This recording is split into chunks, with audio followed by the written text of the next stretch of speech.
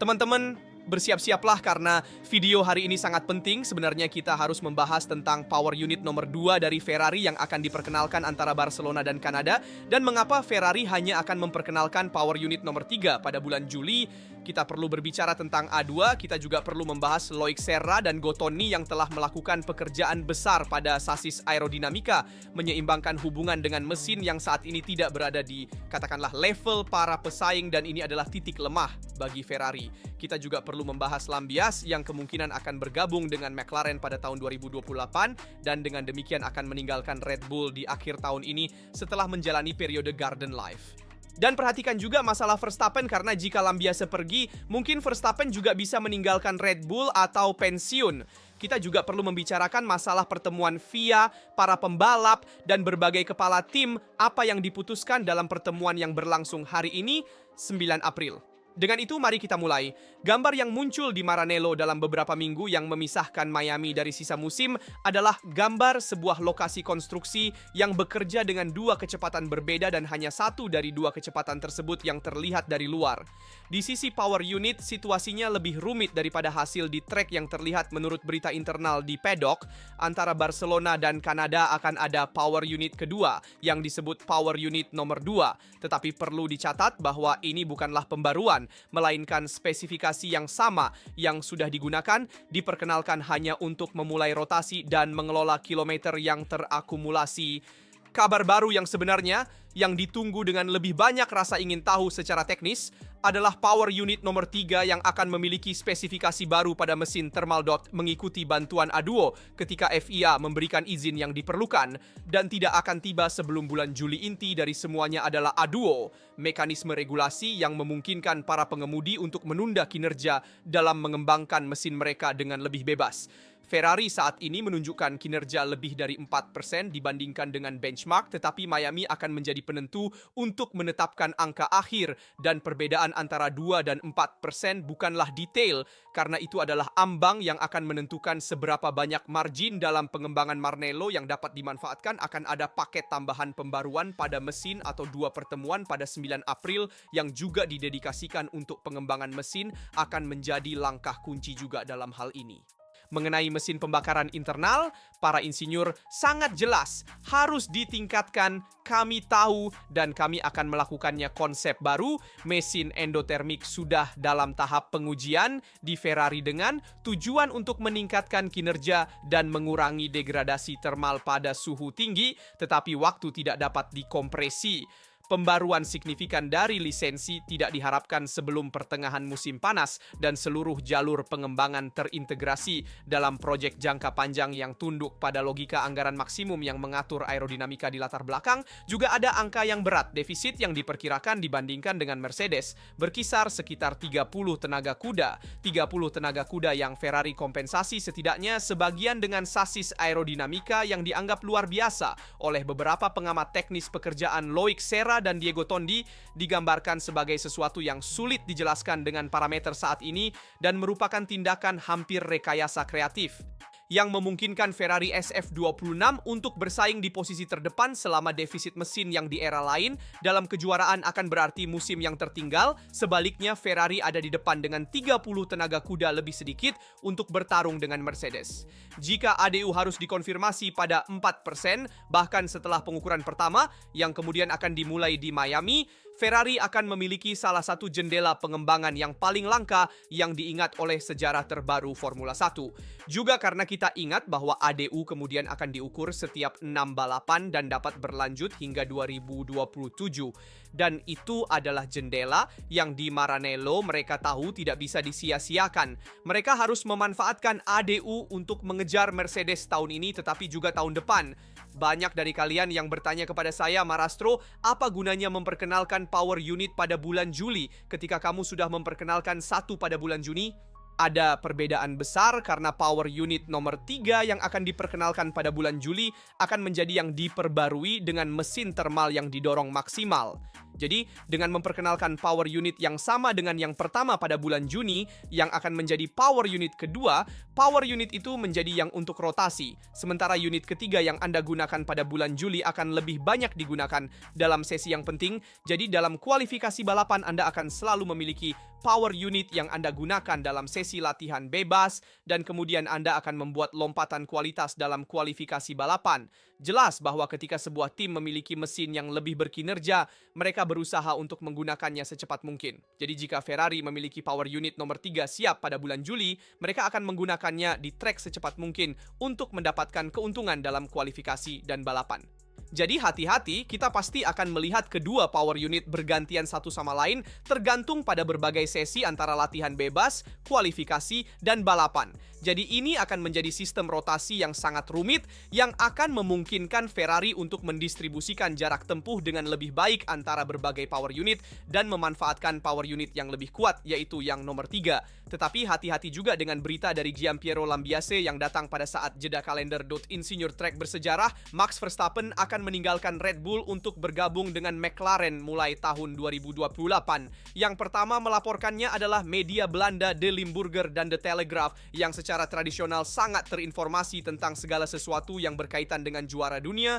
4 kali kesepakatan ekonomi tersebut digambarkan sebagai astronomis dan peran yang ditawarkan oleh Walking akan bersifat tinggi, bukan sebagai kepala tim dalam waktu dekat seperti yang awalnya diperkirakan beberapa sumber, tetapi posisi senior dalam rekayasa di trek yang pada dasarnya mirip dengan posisi yang dijabat Lambiase saat ini di Milton Keynes di Red Bull.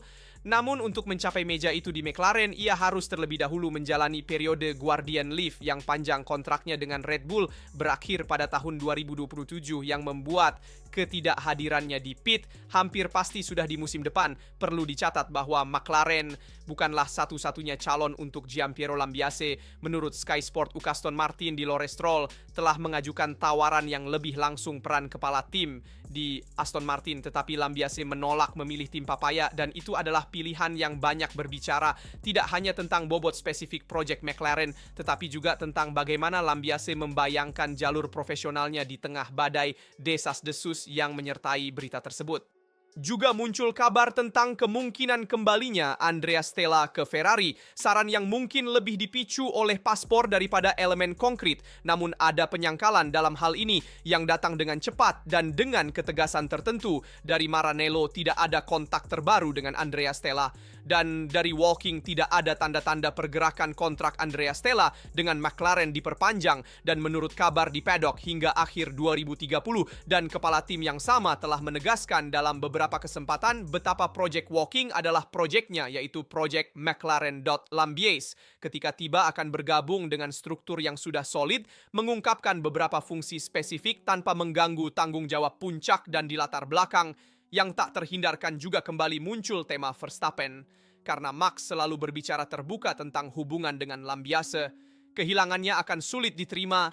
Ia pernah mengatakan di masa lalu, dan pada saat masa depannya di Red Bull tampak jauh dari pasti, kepergian insinyurnya yang menjadi rujukan hanya menambah spekulasi tentang kemungkinan pensiunnya Max tidak menambah kepastian, tetapi mengubah keseimbangan. Dan di Formula 1 terkadang itu sudah cukup. Saya yakin saya akan menerima banyak pertanyaan tentang mengapa Andrea Stella memilih McLaren dan bukan Aston Martin, meskipun di Aston Martin juga memiliki peran yang jauh lebih penting, yaitu sebagai kepala tim. Menurut saya itu karena kinerja, karena saat ini McLaren menjamin kinerja yang lebih baik dibandingkan Aston Martin yang sedang dalam kesulitan ekstrem sebenarnya.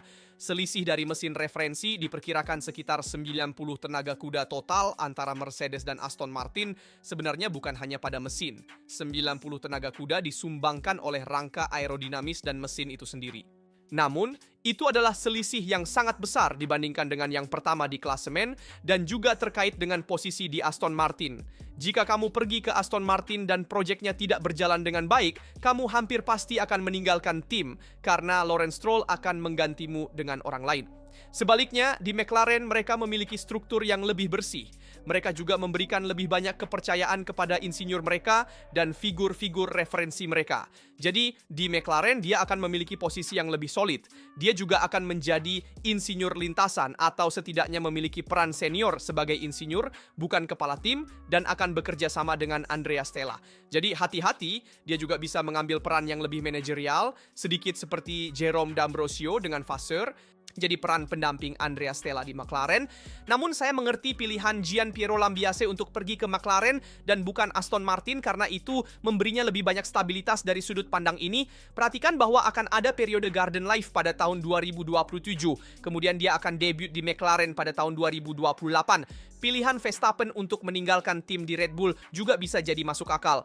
Namun belum pasti, Max masih mempertimbangkan bagaimana peraturan ini akan berubah, bagaimana Formula pun akan berubah, dan dia mungkin juga memutuskan untuk balapan di kategori lain dan tidak balapan di Formula pun dalam beberapa tahun ke depan jika peraturan tidak meyakinkannya. Apalagi keluarnya Lambiase bisa jadi menjadi insentif tambahan untuk pergi, baik dari Red Bull atau meninggalkan Red Bull untuk bergabung dengan tim lain, atau bahkan pensiun dari Formula One.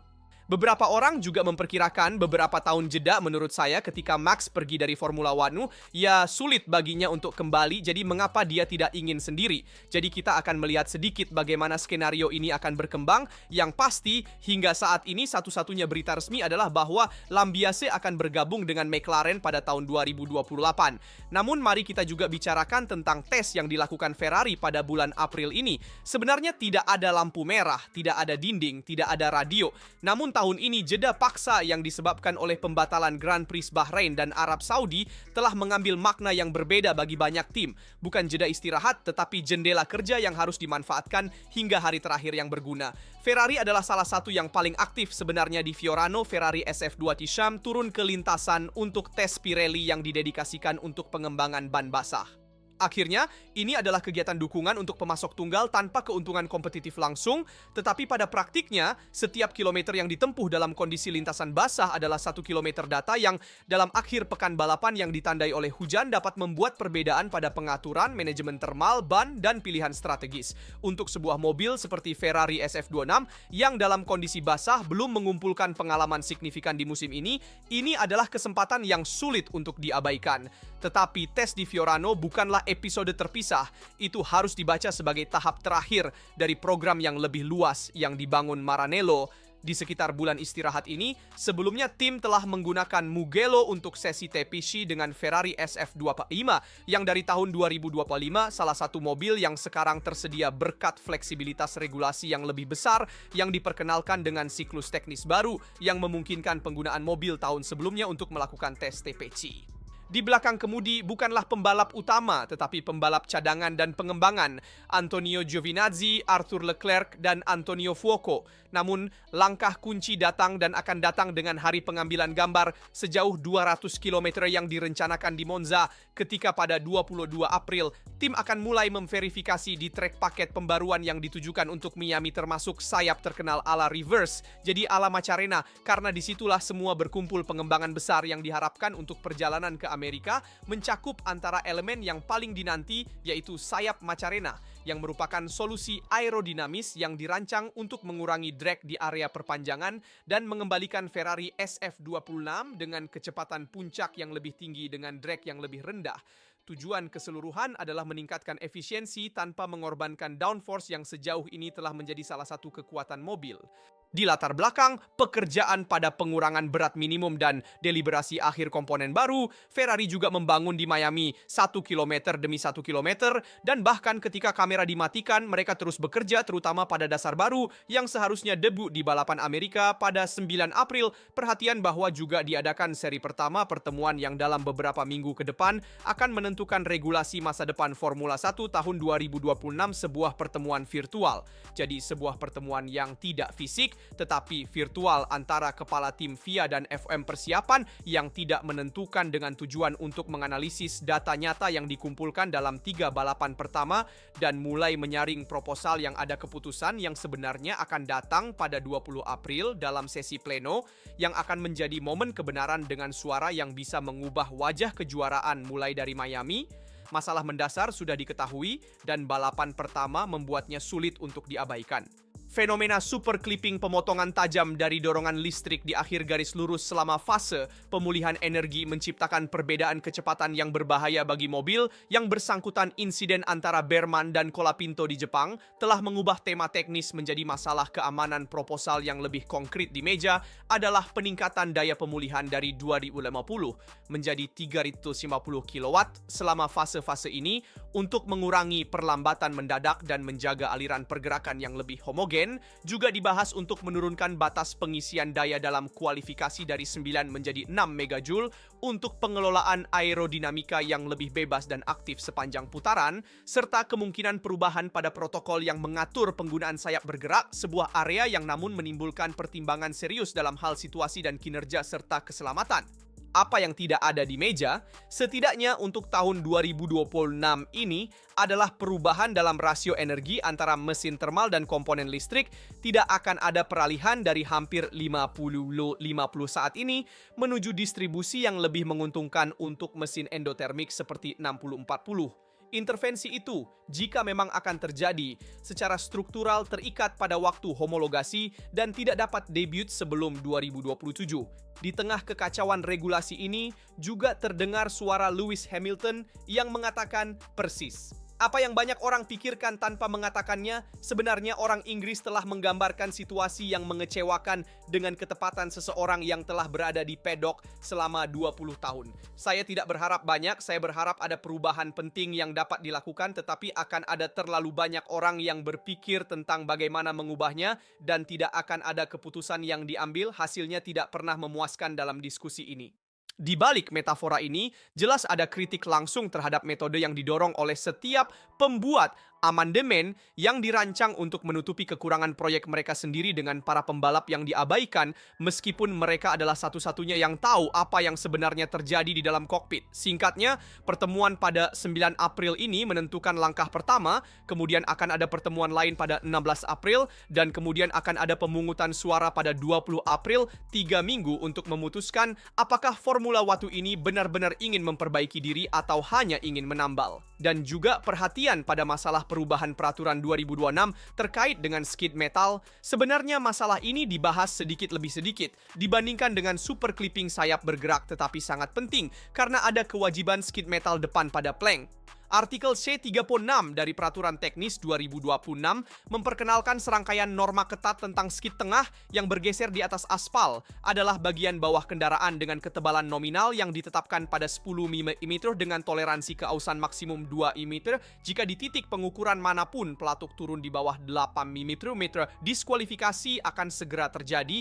Pemeriksaan dilakukan dengan mikrometer tanpa ruang untuk interpretasi. Namun, inovasi yang paling signifikan berkaitan dengan bahan, sementara untuk lubang tengah dan belakang penggunaan logam tetap opsional. Pada lubang yang paling depan, yang disebut lubang paling depan, FIA telah mewajibkan skid logam dari titanium atau stainless steel. Alasannya terletak pada kebiasaan masa lalu. Beberapa tim sengaja membiarkan bagian depan pelatuk yang terbuat dari bahan komposit habis untuk memungkinkan mobil mengambil sudut rake yang lebih agresif tanpa melanggar tinggi statis yang menjadi acuan. Dengan logam, praktik itu berhenti berfungsi. Titanium tidak aus seperti resin dan setiap kelebihan keausan menjadi segera terdeteksi. Pilihan antara dua bahan yang diizinkan tidak netral. Titanium lebih ringan dan menghasilkan percikan putih yang spektakuler, yang menandai mobil di malam hari, tetapi dalam kondisi keausan yang ekstrim, baja mungkin terbukti lebih konservatif dengan biaya beberapa gram lebih pada timbangan. Di sirkuit tertentu pilihan itu bisa membuat perbedaan antara tetap dalam perlombaan dan didiskualifikasi. Dan detail akhir yang hampir filosofis dalam logikanya berkaitan dengan pengikat. Sebenarnya, sekrup yang menjaga bantalan tetap pada posisinya harus dirancang sedemikian rupa sehingga batangnya adalah titik terlemah dari perakitan. Prinsip yang aman, jika mobil mengenai tepi jalan, sekrupnya patah dan bantalan terlepas, tidak merusak bodi. Keamanan dalam peraturan ini juga tersembunyi di dalam baut. Beritahu saya pendapat Anda tentang semua topik yang telah kita bahas dalam video. Seperti biasa, saya ingatkan untuk memberikan suka, berlangganan, dan mengaktifkan notifikasi agar tidak ketinggalan video tentang Formula One dan Ferrari. Di sini sudah cukup, sampai jumpa di video berikutnya.